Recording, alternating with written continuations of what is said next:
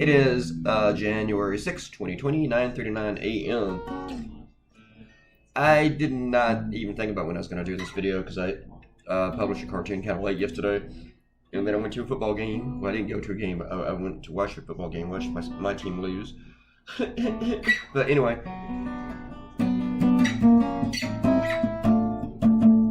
I had this idea a couple days ago, and I was trying to figure out which day would be best to draw it. And I thought on the same day that I do my CNN one, because I thought it'd be pretty cool if I don't publish two cartoons in the same day that featured Donald Trump.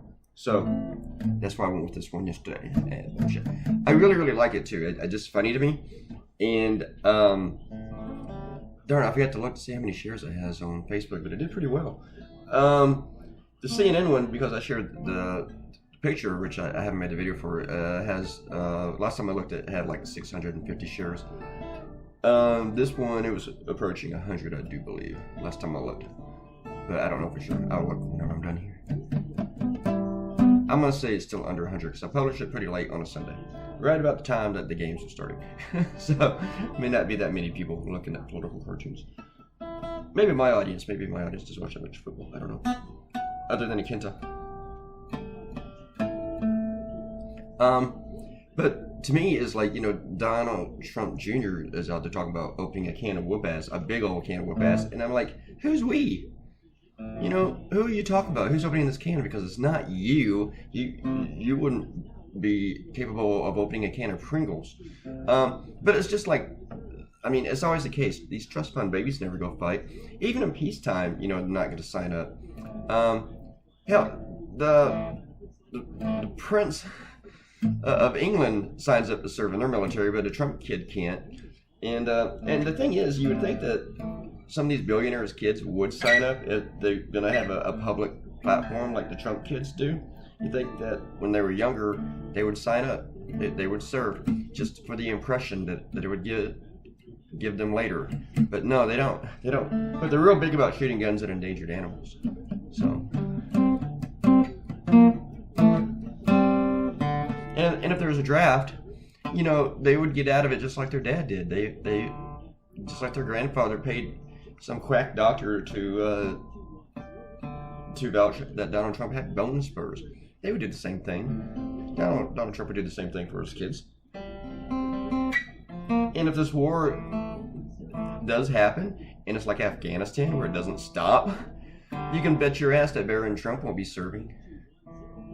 I mean, I'd really be surprised if he signed up. And if there is a draft, you can bet your ass he won't be drafted. And the thing is, he could totally serve and he'd be safe. I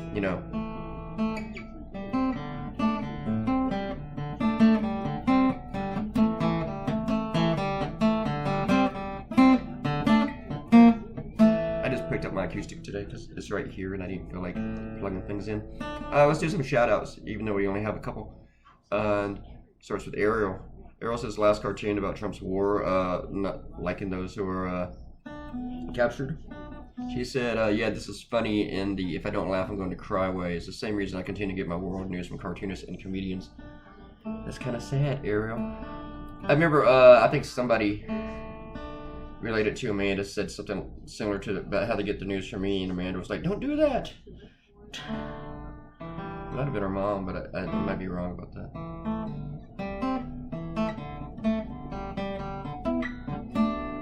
But yeah, watch some real news. I know it's hard because all the news sucks, but it's bad information. I mean, the information source sucks. I just mean it's just what's happening sucks. I'm going to talk to Robert Coutinho now. He says, I do not know where this action to murder this Iranian general is going to lead. He was a bad dude, but killing him on the highway leading to the Baghdad International Airport would be like sending a rocket to take out someone emerging from the Callahan Tunnel on their way to Logan Airport in Boston. Do not expect that the world is going to look on us in a good light. They're not. Even our allies are stepping away from us on this one. Because nobody believes that the general needed to be taken out. I don't understand how it stops whatever they were planning by taking out the guy who was planning it. They always figured, if you kill bin Laden, he's replaceable. I mean, cemeteries are full of people who were irreplaceable. And so in the White House, typically they give an idea of what was going to happen. They have not done that. The Pentagon hasn't done it. White House hasn't done it. So it's looking really sketchy. And there's also reports that there was several other options, and they were shocked that Trump went with this one. All right, click the red button, subscribe, and say something. Write a comment, and I will give you a shout out.